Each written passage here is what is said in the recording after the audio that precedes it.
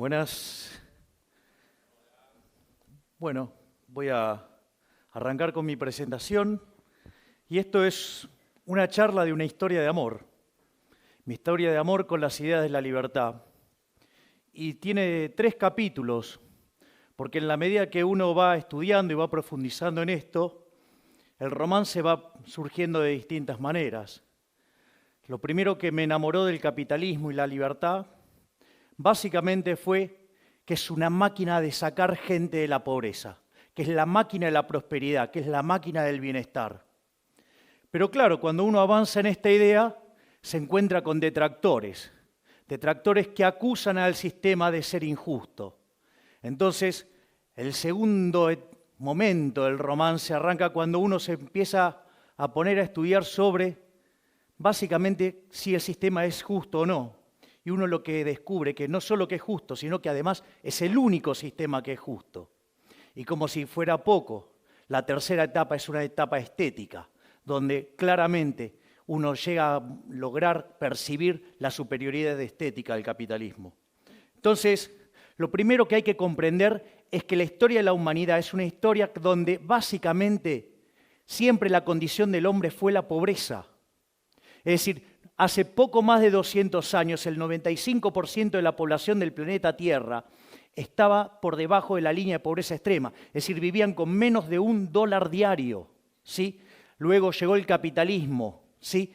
Y ahora, digamos, en un mundo que tiene 7 veces más de personas, porque hemos superado los 7.250 millones de habitantes, ¿sí? Hoy las personas debajo de la línea extrema es menos del 5%. La contracara a esto es un aumento fenomenal de la productividad. Si uno toma la historia desde el año 0 hasta el año 2000, el PBI per cápita se multiplicó por 12,9 veces. Sin embargo, en los años que van entre el 0 y el 1800, solamente subió 40%, todo concentrado justo después del descubrimiento de América. ¿Hasta qué? Hasta que llegó el capitalismo, sí, que generó la revolución industrial, y a partir de ahí, sí, el PBI se multiplicó por más de 9 veces. Es decir, y lo otro que se percibe es una fuerte aceleración del crecimiento en el mundo. Fíjense que entre el 0 y el 1800 el mundo crecía a una tasa del 0,02% en términos per cápita. Durante el siglo XIX se acelera casi 33 veces al saltar a 0,65. En los primeros 50 años del siglo XX se creció al 1,06. En la segunda parte al 2,1% y hoy el mundo crece al 3%. ¿Qué significa esto? Una explosión de crecimiento, una aceleración fenomenal de crecimiento. Es más, si ustedes consideran que las cuentas nacionales subestiman prácticamente 1,15 el crecimiento, hoy el mundo estaría creciendo cerca del 4,15%, ¿sí?, per cápita. Eso significa que a lo largo de 100 años vamos a estar multiplicando el PBI per cápita por 60 veces. Es decir, que en un siglo, ¿sí?, vamos a estar logrando 4,6 veces más de lo que logramos en toda la historia de la humanidad. Y eso se manifiesta ¿en qué? En el ritmo al cual, digamos, se duplica el PBI per cápita. Digamos, originalmente se tardaba 3.466 años, después en el siglo XIX ese número cayó a casi 107, después a 65-74 en la primera parte del siglo XX, en la segunda 33-35 y ahora 23,45. ¿Sí? Entonces, ¿dónde está la lógica de esto? ¿Qué es lo que sostiene toda esta magia? La libertad, es el modelo de la libertad. Es decir, aquellos países que son más libres, crecen más que el doble de aquellos que son reprimidos.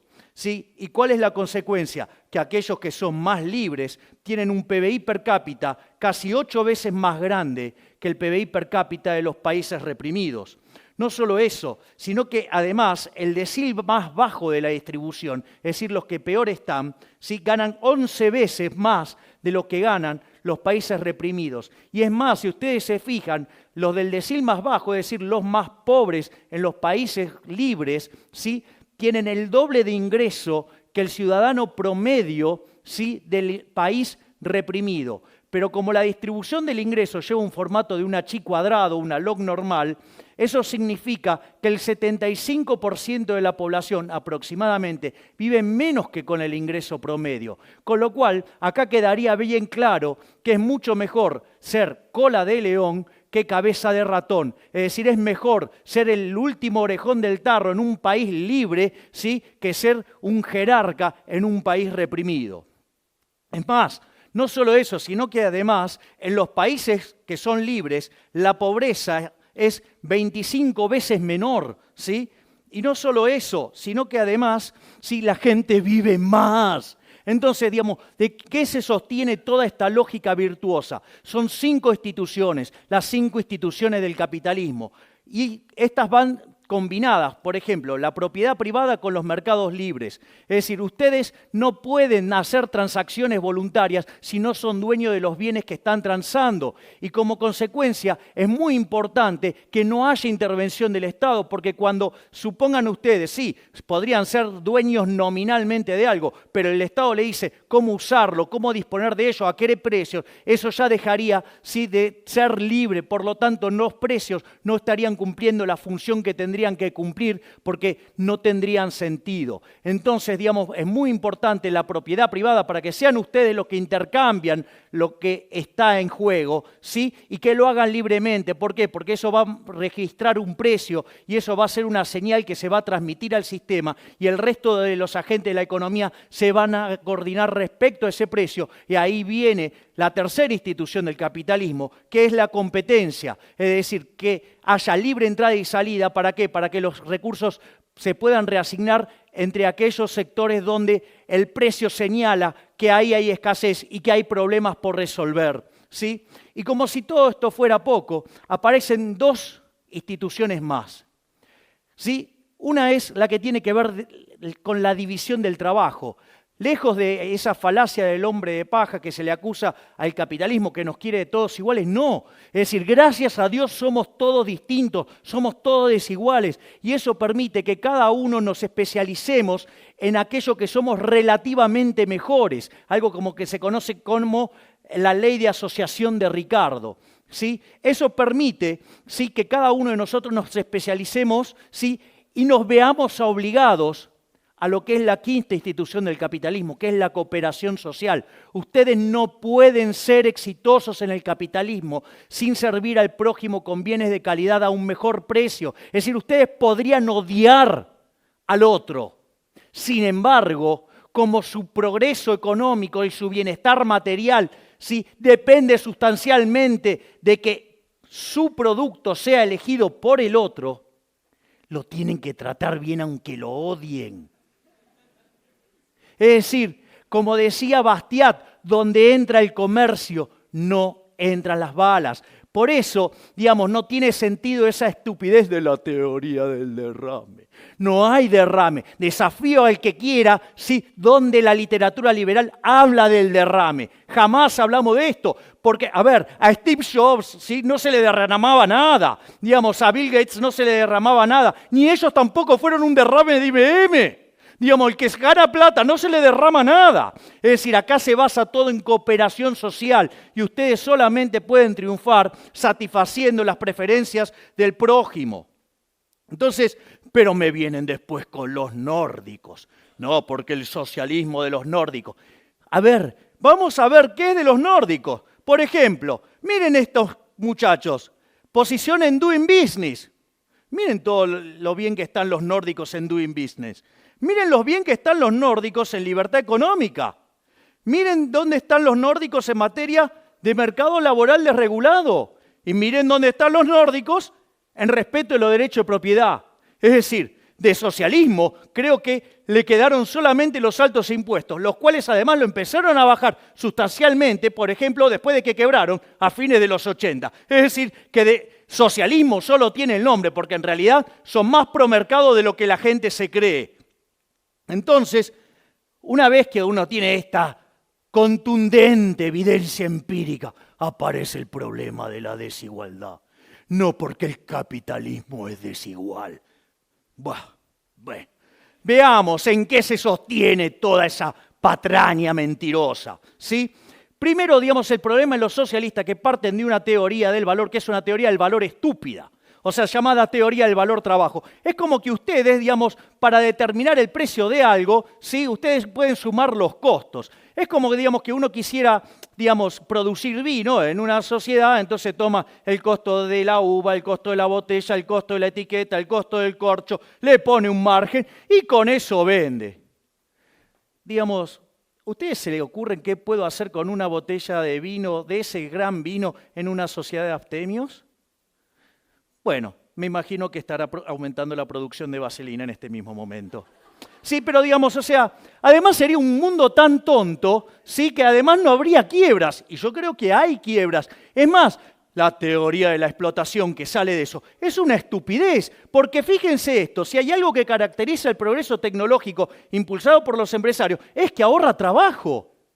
¿Cómo? Está explotando a los trabajadores y utiliza tecnología que ahorra trabajo, es decir, para reducir la explotación. Ahora nos encontramos que en la teoría de la explotación, entonces, en el fondo los empresarios son benefactores sociales. Uy, me parece que los enganché en alguna contradicción. Por eso, digamos, la teoría económica avanzó hacia la teoría subjetiva del valor, donde, digamos, los precios se determinan por las preferencias y la escasez. Y a partir de ahí surge la remuneración de los factores. La remuneración de los factores viene dado por algo que se llama el valor del producto marginal. En el caso del trabajador, ¿sí? Sería el valor del producto marginal del trabajo, es decir, el salario, que se compone de dos elementos. El precio, donde intervienen las preferencias y la escasez, con lo cual a ustedes no les puede ir bien sin servir al prójimo con bienes de calidad a un mejor precio, porque si no hay quiebras y el precio es cero. ¿Sí? Y por otro lado, tiene que ver también con ¿qué? Con la productividad. Entonces, si ustedes generan algo que sirve al mercado, que sirve a la gente, que le arregla la vida a la gente y además son productivos, se van a llenar de plata. Pero está bien que así sea porque van a ser benefactores sociales. Entonces, eso permite ver de qué va la distribución del ingreso. En el fondo, la distribución del ingreso tiene que ver con cómo ustedes lograron servir al prójimo, es decir, cuán eficientes fueron arreglándole el problema a la sociedad. Y cuanto más productivos sean en ello, mejor les va a ir.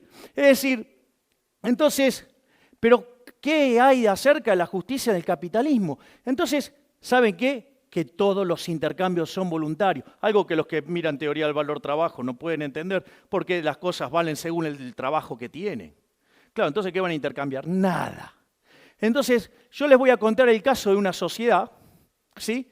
Que aparece un chiquito que juega al fútbol y la rompe toda, se llama Messi, ¿sí? Entonces, claro, todos quieren tenerlo a Messi, porque saben, ¿sí?, que si lo tienen a Messi van a ganar todo. Ahora, ¿cuál es el punto? El punto es que Messi, cuando todos lo empiezan a demandar, ¿qué dice? Y yo quiero más plata. A punto tal que me gustaría llevarme por mes 2 recaudaciones del estadio, con lo cual habría que estar duplicando el precio de las entradas. Los únicos que quieren pagar eso son los catalanes. Con lo cual lo contrata el Barcelona, entonces le pega un peludo a todos, o sea, termina siendo campeón por escándalo, se le matan de risa a los madrileños en el propio Madrid, toda una fiesta. Ahora, cuando miran la distribución del ingreso, queda arriba Messi, después los dirigentes del Barcelona y los jugadores del Barcelona, después todos los españoles, salvo los catalanes y por último los catalanes. ¿Alguien podría decir que eso es injusto? Si todos consiguieron lo que querían. Pero vamos a otra sociedad. Supongan que yo subo a un autobús con mi amiga Cristina, que tiene fuertes valores sociales, y se sienta a mi izquierda, y entra de repente un señor con los bolsillos repletos de dinero.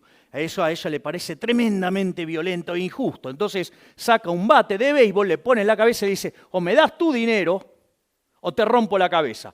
Entonces el hombre accede gentilmente a darle el dinero y suponiendo que no se la gasta ni en cartera, ni en zapatos, ni en hoteles y cosas por el estilo, ¿sí?, la reparte igualitariamente entre los que estaban en el autobús. La pregunta es, ¿ustedes podrían decir que esa sociedad es más justa? Entonces, lo que hay que ver también es que a lo largo del tiempo la distribución del ingreso va mejorando. Miren lo que era en los 60, ¿sí? En los 80 fue mucho menos desigual, en los 2000 mucho menos desigual. El índice de Gini se viene cayendo estrepitosamente y ustedes miren lo que era la distribución del ingreso en el 2003 y en el 2011. Es decir, que con el correr del tiempo el mundo se va haciendo más igualitario. Entonces ahora nos enfrentamos a la situación de afirmar con todas las letras que la justicia social es injusta. ¿Por qué? Primero entendamos la lógica populista. La lógica populista parte básicamente de lo que es la forma de la distribución del ingreso. Si debajo del ingreso promedio vive el 75% de la población, hay un negocio electoral buenísimo que es hablar de pobres y ricos y que le vamos a sacar a los ricos para darle a los pobres. Cuando pasa eso, ¿sí? ¿El resultado cuál es? Mire, digamos, electoralmente garpa un montón, ¿sí? Porque ustedes le están hablando del 75% de la población, pero lo que hay que entender es que la torta no es algo que está fijo, sino que por la teoría de la distribución, ustedes ya vieron que es un proceso dinámico que se genera en el mercado, porque si ustedes produjeran algo que no les sirve a nadie, van a la quiebra y no sacan ningún ingreso. Consecuentemente, ustedes ahí lo que tienen es que la lógica del populismo y el socialismo lo que hace es destrozar los incentivos, hace que la torta termine siendo más chica y que todos terminemos siendo más pobres. De hecho, digamos, siempre fue un sistema basado en generar gran cantidad de miseria. Entonces, digamos, ¿qué decía Milton Friedman de estas cosas? Decía que aquella sociedad que priorice la igualdad por encima de la libertad no va a conseguir nada de ambas. En cambio, aquellas sociedades que prioricen la libertad por sobre la igualdad va a conseguir mucho de las dos cosas. Es más, ya lo decía John Stuart Mill, digamos, aquellas sociedades que se preocupan más por la igualdad que por la libertad termina siendo una sociedad de saqueadores. Entonces acá aparecen dos grandes logros del liberalismo que tiene que ver con la igualdad ante la ley, ¿sí?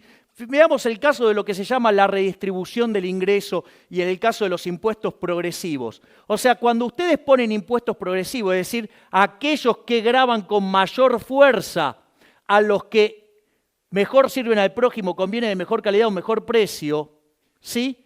Ustedes eso lo que implica es tratar de manera desigual frente a la ley a la gente, castigando al exitoso, con lo cual castigan a la producción. Y además, le aviso que digamos, este mecanismo es un robo, porque es ni más ni menos que hacer caridad a punta de pistola, ¿sí? Entonces, digamos, cuando ustedes caen en esto, sin lugar a dudas le va a ir mal. Entonces, en el fondo, lo que ustedes tienen que comprender es que estamos frente a una discusión de valores.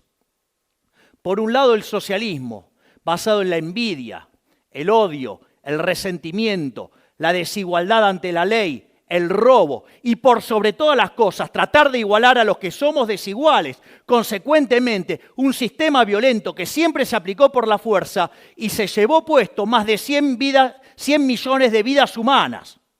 Y por el otro lado tenemos el liberalismo, el capitalismo, que no es ni más ni menos que el respeto irrestricto del proyecto de vida del prójimo, ¿sí? Basado en la propiedad privada, basado en los mercados libres, basado en la poca intervención del Estado, basado en la división del trabajo, basado en la cooperación social, donde se premia el ahorro, donde se aprecia el esfuerzo, el trabajo, ¿sí?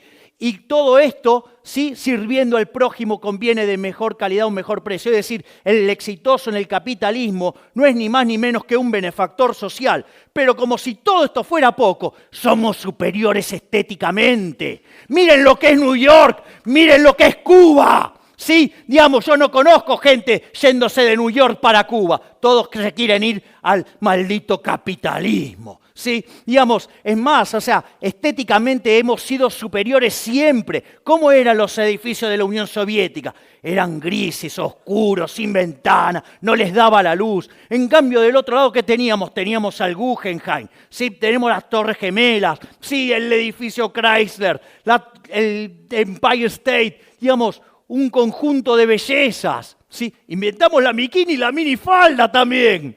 Es decir, miren lo que era el auto de los rusos, el Lada. Nosotros tenemos la Ferrari, el Lamborghini, el Maserati, ¿sí? En el fondo, ¿sí?